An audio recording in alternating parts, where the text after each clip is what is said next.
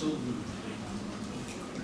I must apologise to the builders downstairs. When I spoke to them, they said they weren't being noisy. Thank you. One of the things that always strikes me at this time, John, is just how transformational the improvement in accuracy Bramah and Maudslay achieved. If we go back less than 50 years and look at the work that was being done on steam engine cylinders, and Dave Barrett will correct me if I'm wrong, from memory, they were talking about machining a cylinder to the accuracy of a well-worn sixpence. And this at the time was considered to be the superlative, the most achievable accuracy. And less than 20, 30 years later, we're looking at an accuracy of probably less than half the width of a human hair. This just wasn't an incremental change. It was virtually a paradigm shift in what could be achieved. And I think the other thing that comes out, will probably come out later, is just how significant this change was in world terms. Because we have here some incredibly important machinery. It's an amazing paradigm shift. I've had opportunity to look at machine tools of contemporary date in both America and in Europe. And we weren't just at that point a little bit ahead. We were playing a different game. And so, John, thank you for putting it in context. Can I throw it open to the floor for questions? I'd be happy to answer if I can, of course. Please do, if anybody has questions.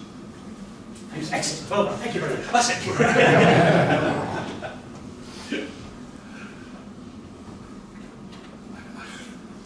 Clive. You mentioned the accuracy, the increase in accuracy, John, but do we know very much about how Bramah actually measured his work? And that's the sweet then.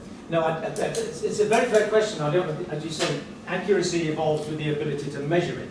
Now we can measure accuracy in terms of thickness of atoms. Yeah. Then that's what we do because we can. You know, it's like anything. Well, you know, you can drink and drive, but it depends on our ability to measure how drunk you are.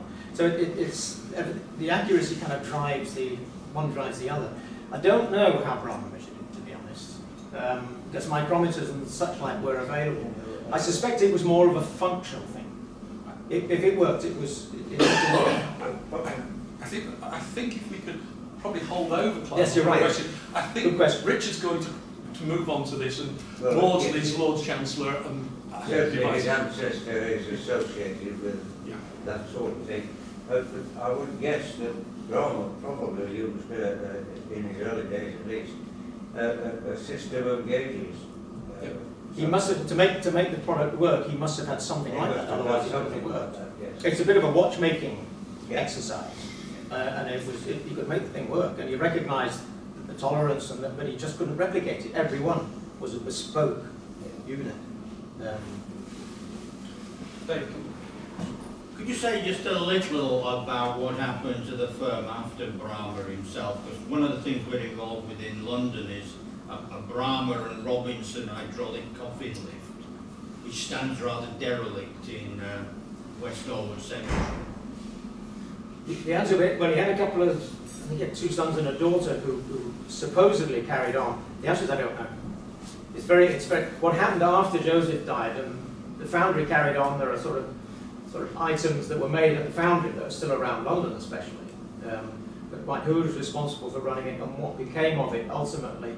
The gap, whilst my nephew Jeremy now owns and runs the lock company, and we purchased that from an American company back in the 60s. What happened in between is very foggy. Sorry, not a good answer to that. You're quite right to ask the question because there's a lot of unknown bits. Ron? You haven't touched greatly on the hydraulic press, which I'm a bit surprised about in view of the background that you've been talking about. But in many ways, the hydraulic press is the most fundamental, I think, of all Bramah's achievements. It's the most lasting. It's profoundly influential in the 19th century. I think one of the interesting things about the hydraulic press is the paradox that it represents. It's often been said that it's based upon Pascal's paradox, and in Pascal's work, there is a specific illustration of something which is very, very close to a hydraulic press. Now, the thing that interests me about Bramah is it goes down from Barnsley. He's supposed to have a fairly, well, I stand corrected. I stand most humbly corrected. But I'm actually from Halifax, so Halifax, but you know, we'll go from there. But to get to the point, Pascal's paradox, 1667, very explicit illustration of what becomes a hydraulic press. Bramah leaves his home, and he's supposed to have a relatively restricted level of education.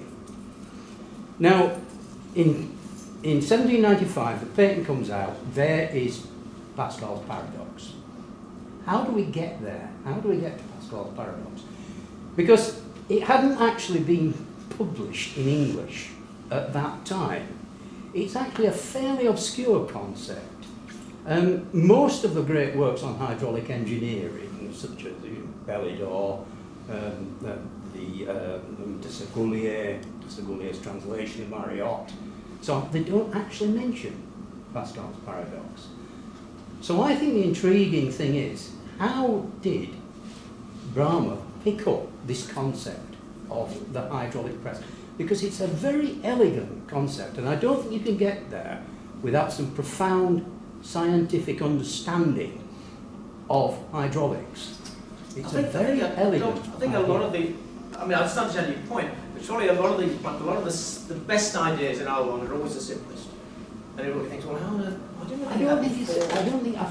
I think you're underrating the idea. I don't think it's a simple idea. I think it's a very elegant scientific idea. Is that not the same thing?